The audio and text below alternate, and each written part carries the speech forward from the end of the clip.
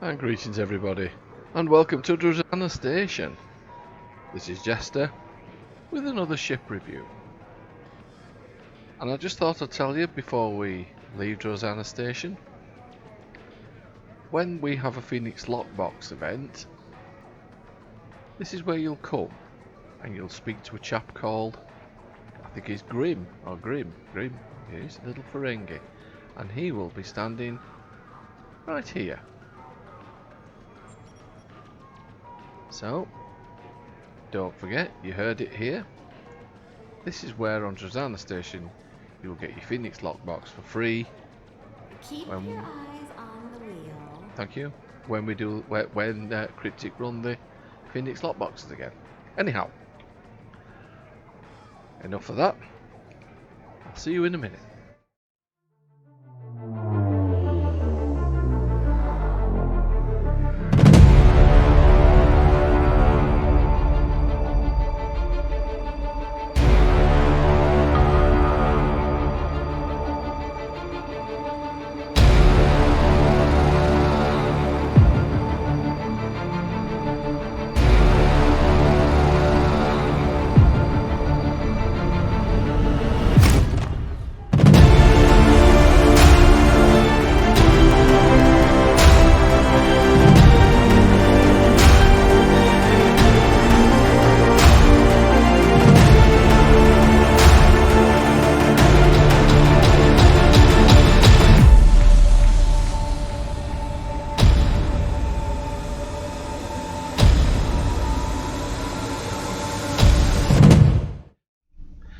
And here we are again.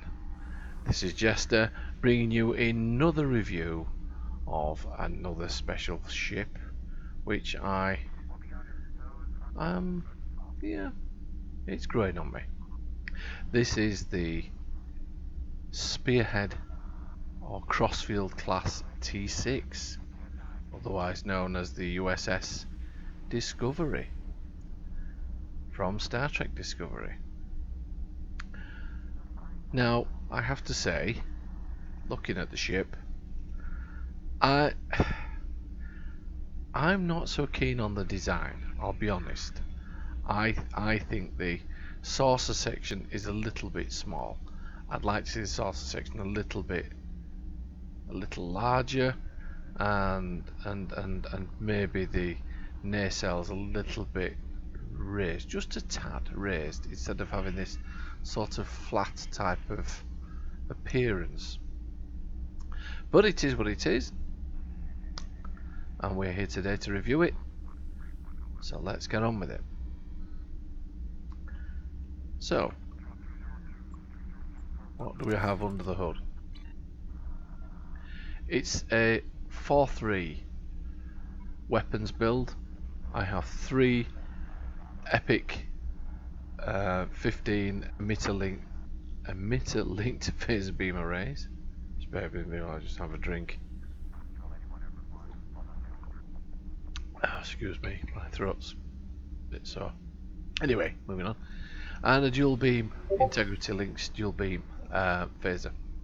On the rear, we've got another couple of epic 15s integrity linked phaser beams, and I'm using an Agony phaser energy torpedo in the rear.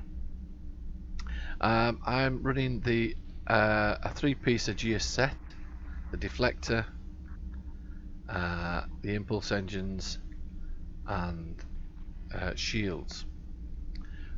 These are at various levels. That's 13 and 2 at 14. I'm also running a secondary deflector because this is primarily a science ship, and I've just bolted onto here a plasma integrated my word, I'm going to have problems with these long words, aren't I? Integrated warp core. Right, so that's that. Red matter capacitor, Nimbus pirate distress call, and Scorpion fighters. I'm running an RCS accelerator giving me plus 50 phaser damage resistance and plus 50 disruptor damage resistance and plus 50 flight turn rate. Bioneural infusion circuits, which gives me 26.2 critical severity. I'm also running the point defense system, 0 point energy conduit, again that's giving me another 1.8 critical chance. Universal sensor burnout, that gives me another 1.5 critical chance. And starship drain, yeah, 50%. The universal obfuscation screen, that's quite a good console, to be honest with you. 10% accuracy, 10% defense, and 14 I keep saying percent, it doesn't say percent there, does it? Plus 14.3 starship damage control. Obfuscation screen. Yeah. Now then, when you activate this little tool, which is here, you deactivate yourself. I normally use it when I'm getting really low on hull. After 20 seconds, your shields are restored, your hull's restored, and you've got a massive 120% bonus all damage for the duration of the time it took you to heal. So that's quite a useful console. This is the Universal Mycelium Ambush. This is what comes with the ship. This is the console. This allows you to jump and shift all over the place. We'll have a go at that in a minute. This is the assimilated module, which gives me another 0.92% critical chance. It does say percent there, doesn't it? And plus 9.2% critical severity. The Universal Dynamic Power Redistributor module, that you will get from the Atlas for Federation players. I'm lucky enough that I did win another Atlas for this character a few weeks ago, so I've banged it on here, because for Federation characters you can only get it from the Atlas. If you're a KDF or Romulan, you can pick it up from the exchange. It's quite cheap, but unfortunately it's not cheap for Federation characters. I'm running the Universal, the Domino console, which is 15% phaser damage plus 20 accuracy rating, and I'm running the Interphasic Instability console, Universal Interphasic Instability, that's it. That gives me a plus 5% damage and a plus 7.5% maximum hull capacity, and so on and so forth. All the traits are unlocked, with the big one being Black Alert, and that's giving me on the load. Let's have a look at the stats. 92,640 hull. Yeah, very low critical chance and very low critical severity. I aim to get over 120 critical severity, and I aim to get over 20% on critical chance. So we are lacking in that department. Right. So we've kitted her out. Let's see if she can perform.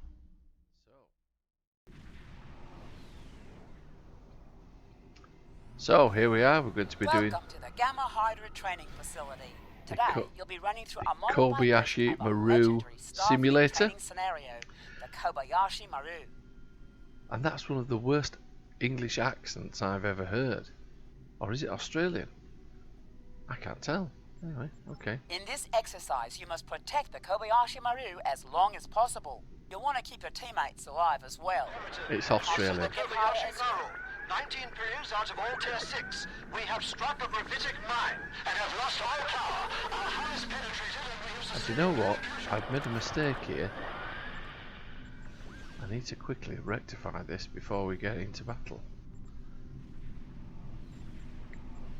Oh, damn. Right, okay. I should have really sorted that out before we started, so I do apologise for that, everyone. I was a little bit carried away there. So let's get into this.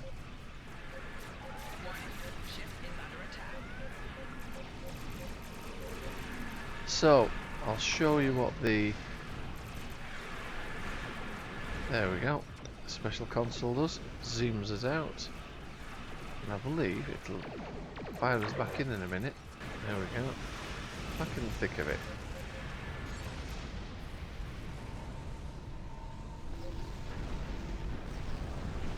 So I It's believe not over yet. The next wave is coming. it's coming. So we're on the next.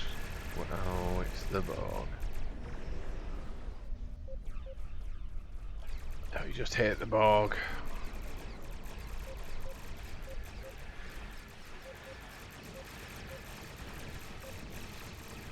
And where's the Kobayashi Maru? Ah, there she is. We need to protect her. I'm not very keen on these integrity-linked phases. They don't seem to me to be effective. I've no idea why. I feel that way about them. The next wave is incoming. Oh, thank you. They look effective, though. They just don't feel the same as regular phases and regular disruptors. Warning, ship is under attack. Okay, who's attacking us? Let's try and defend. The Kobayashi Maru's health is at 50%. Core shields failing. It's definitely an Australian accent, is that? I thought it was a British accent. Shields have failed. Oh, that was quite cool. Where's the Kobayashi Maru? Where's she gone? Oh, there she is. Let's try and keep ourselves between us and them.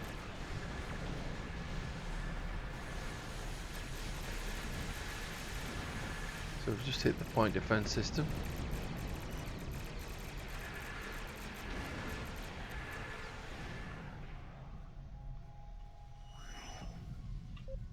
There she is. Why The next wave is incoming. is it coming? Why does the Kobayashi Maru fly towards the enemy? Stay out of the way. We'll deal with it. Target shields have failed. Seems a very odd thing to do. Anyhow, Rear shield failing. Hull integrity. let's remove the hood and then we can get a good idea of what we. Core shields failing.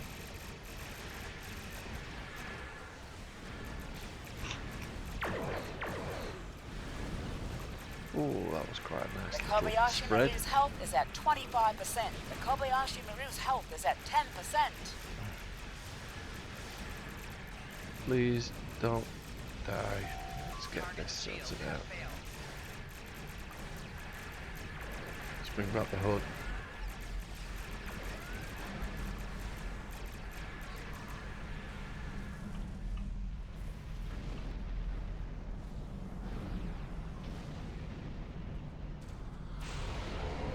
Warning. Yes, Ship I've is under attack. badly prepared my consoles today. I should have had them all. I have them all in a different setting. The next wave is incoming. Ship is under attack. Core shields failing. The Vengeance affix is active. Oh, excuse me. I'd rather sore throat if I don't drink something I'll go all horse. Shields have failed. Ooh, that's a nice little spread.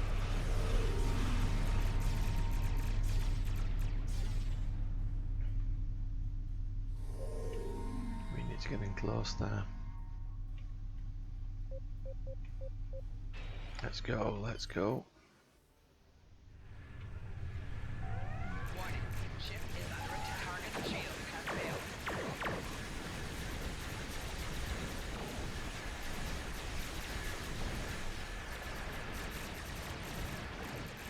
Let's do a bit of movement around.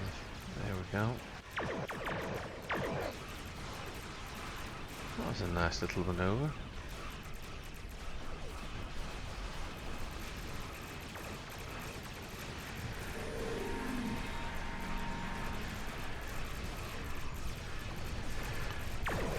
Yeah, it's definitely a science ship, is this?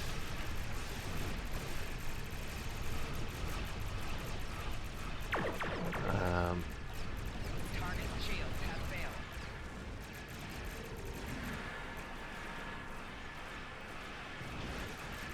Yeah, I think I'd be equipping this with different phases.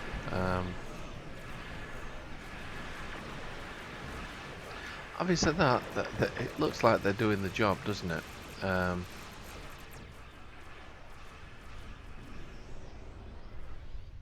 And the Kobayashi Maru survives to round 5. The next wave is in enemy assault incoming. Survive the onslaught. Survive the onslaught. Round 6, excuse me. This will be pretty hostile.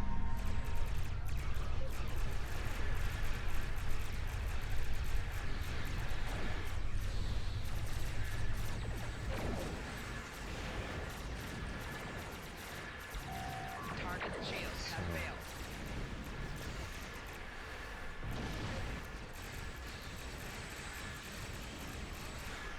Oh, Grotholian there. Oh, I'm not a lover of those Tholian webs. Oh, I absolutely loathe them things. But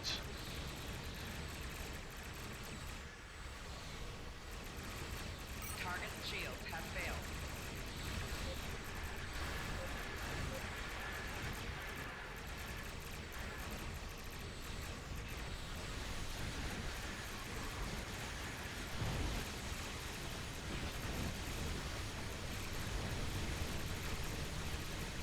Heads up. Another wave is coming your way. All right, everyone. Oh, this that's simulation it. is over.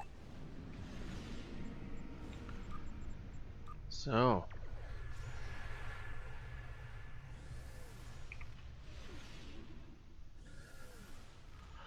how did we do?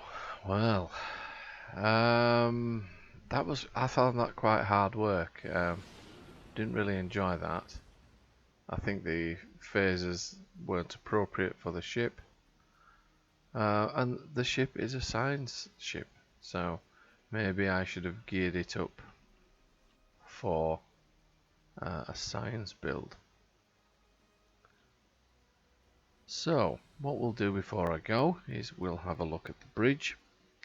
So, I will see you momentarily on the bridge. And welcome to the bridge of the Crossfield class Spearhead T6. And yes, this is my Riker character, Thomas Riker. I actually based him on the Next Generation storyline where Riker met his brother. Now I did try and call him Riker, spelt exactly the same. Unfortunately the game won't let you, so I've had to be a little bit creative with the name Riker. Don't know why I told you that. I just thought it would be a bit of useless information. Anyway, moving on. The bridge. If you're disappointed about the bridge, join the club, because this bridge is exactly the same bridge as the Terran bridge that we did a few weeks ago. So it is rather disappointing that that Cryptid didn't actually try to put, I think, is it the original bridge of the Crossfield? I think it actually is, you know.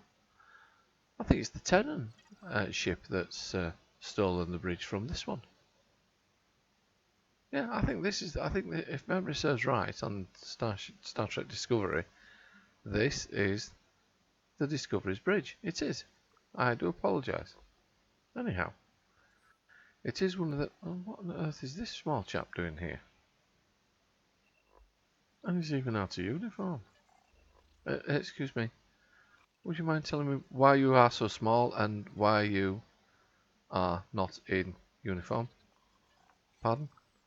Because I'm not in uniform. Oh well, right, okay, fair enough. Well, let's get that straight. So we have. Let's put the hood back on because I've forgotten. With all this chatting, I've forgotten what's what. Here we are. So, and I can't even pronounce that name. So this is library files. What did no, I can't pronounce that. Anyway. Bank. Oh, what is this one? And small craft. Let's just make sure we can't get off this bridge. No, we can't. But we can't go into the turbo lift. We can't go anywhere else, mind. Yes, it's exactly the same as the Terran ship.